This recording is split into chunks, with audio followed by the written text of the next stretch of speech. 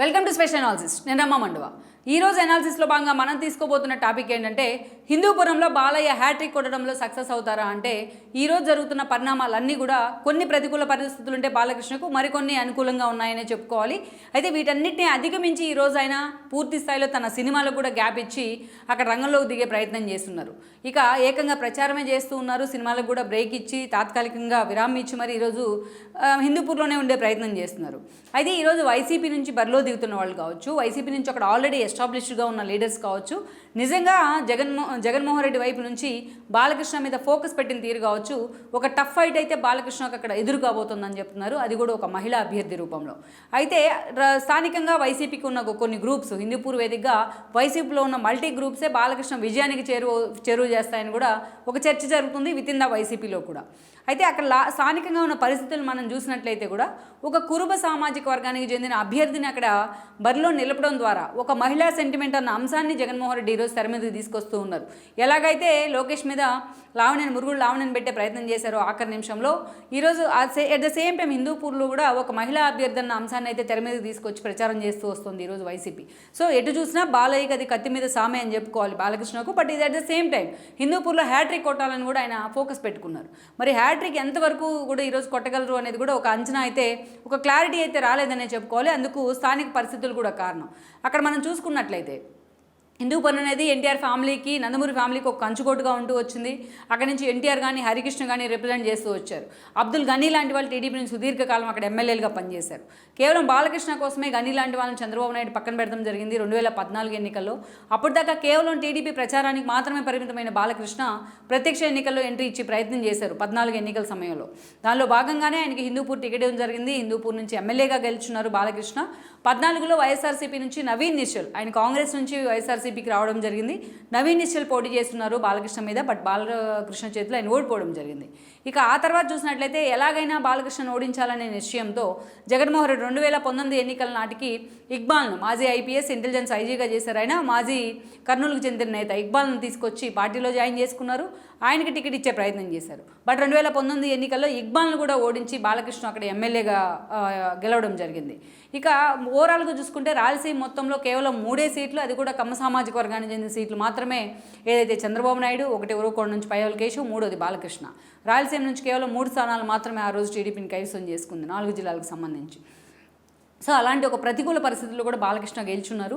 ఇక ఈసారి ఆయన పూర్తి స్థాయిలో ఎమ్మెల్యే అయిన తర్వాత రాజకీయాల కంటే కూడా ఎక్కువ ఆయన అటు సినిమాలు కానీ, అటు బ్రాండ్ అంబాసిడర్గా ప్రమోషన్స్ కానీ, ఏదైతే యూత్ హీరోస్ తీస్తున్న సినిమాలకి ప్రమోషన్స్ కానీ, అటు ఆహా వేదికగా షోస్ కానీ, సో అనేక రకాలుగా బాలకృష్ణ బిజీ అవుతూ వచ్చారని అనుకోవాలి. అఖండ లాంటి సక్సెస్ ఇది కానీ. సో ఇవన్నిటితో బాలకృష్ణ కాన్స్టెన్సీ మీద కంటే ఎక్కువగా వాటి మీదే ఫోకస్ పెడుతూ వచ్చారు, ప్రమోషన్స్ మీద, మూవీస్ మీద. బట్ ఇదే సమయంలో వసుంధర కాన్స్టెన్సీని ఇన్ని రోజులుగా ఆయన భారీ హోదాలో పర్సూ చేస్తూ వస్తున్నారు. అలాంటి సిచ్యువేషన్లో ఈరోజు దీపికాని వైఎస్ఆర్సీపీ తెర మీదకి తీసుకొచ్చింది. అక్కడ చూసినట్లయితే మనం పెద్దిరెడ్డి రామచంద్రారెడ్డి ఇన్ఛార్జి మంత్రిగా ఉన్నారు ఇక్కడ అనంతపురం జిల్లాకు. బట్ అక్కడ ఆ కాన్స్టిట్యున్సీస్ అన్నీ కూడా ఆయనే పర్సూ చేస్తూ వచ్చారు. స్థానికంగా చూసినట్లయితే వేణురెడ్డి అనే అతను ఈరోజు పెద్దిరెడ్డి రామచంద్రారెడ్డికి ఒక హార్డ్ కోర్ ఫాలోయర్. ఆయన భార్య అయిన దీపికాని తీసుకొచ్చి ఈ రోజున ఆయన అక్కడ అభ్యర్థిగా పెడతాం జరిగింది. పూర్తి స్థాయిలో దీపికాకి పెద్దిరెడ్డి రామచంద్రారెడ్డి అండదండలు ఉన్నాయి. కేవలం ఆ కారణంతోనే ఆమెకు టికెట్ రావడం జరిగింది. ఒక మహిళా అభ్యర్థి అయితే బాలకృష్ణని కొట్టగలరు అని కూడా జగన్మోహన్ రెడ్డి అంచనాలు వేస్తూ వచ్చారు. కానీ అక్కడ మాత్రం విత్ ఇన్ ద వైఎస్ఆర్సీపీలోని అనేక గ్రూపులు ఈరోజు బాలకృష్ణ విజయానికి కారణమవుతాయనే చర్చ జరుగుతోంది.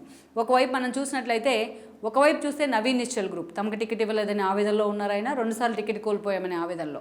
మరోవైపు ఇక్బాల్ తనని ఎమ్మెల్సీ చేసినా తనకు టికెట్ ఇవ్వకుండా ఈసారి తనను మోసం చేశారు జగన్మోహన్ రెడ్డి అన్న ఆందోళనలో ఉన్నారు ఆయన. మరోవైపు చూసినట్లయితే ఇటీవలే స్థానికంగా ఒక సాలిడ్ వైఎస్ఆర్సీపీ నేత రామకృష్ణ హత్యకు గురి అయినారు. ఇక్బాల్ మీద కూడా ఆ స్థాయిలో ఆరోపణలు ఉన్నాయి ఆయన హత్య విషయంలో. వాళ్ళ ఫ్యామిలీ నుంచి రామకృష్ణ సిస్టర్ అయిన మధు లాంటి వాళ్ళు కూడా టికెట్ కోరుతూ వచ్చారు.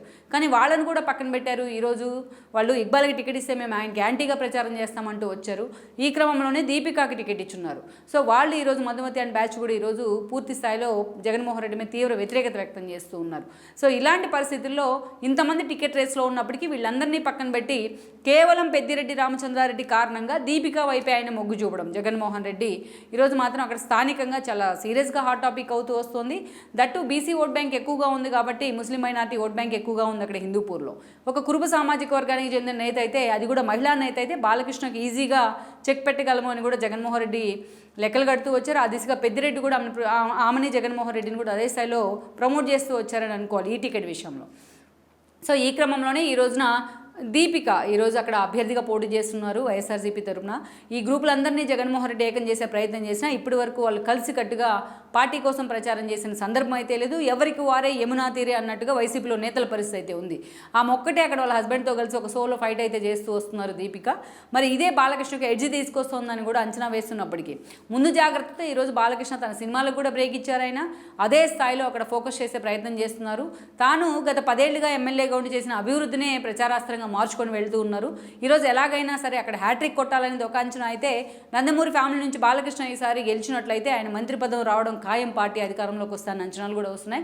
లెట్స్ సీ మరి ఈ ప్రచారాన్ని బాలకృష్ణ వసుంధర కలిసి ఎంతవరకు ముందుకు తీసుకెళ్లగలరు, వైసీపీ ఉన్న గ్రూప్స్ ఈరోజు బాలకృష్ణకి ఎంతవరకు కూడా ఫెచ్ అయ్యే అవకాశం ఉంటుంది, ఎంతవరకు బాలకృష్ణ హ్యాట్రిక్ కొట్టే అవకాశం ఉంటుంది అనేది కూడా ఈరోజు హిందూపూర్లో మాత్రం, అందుకే హిందూపూర్ సీట్ అనేది కూడా ఈ కారణాలతోనే ఒక హాట్ సీట్గా మారిందన్నది వాస్తవం.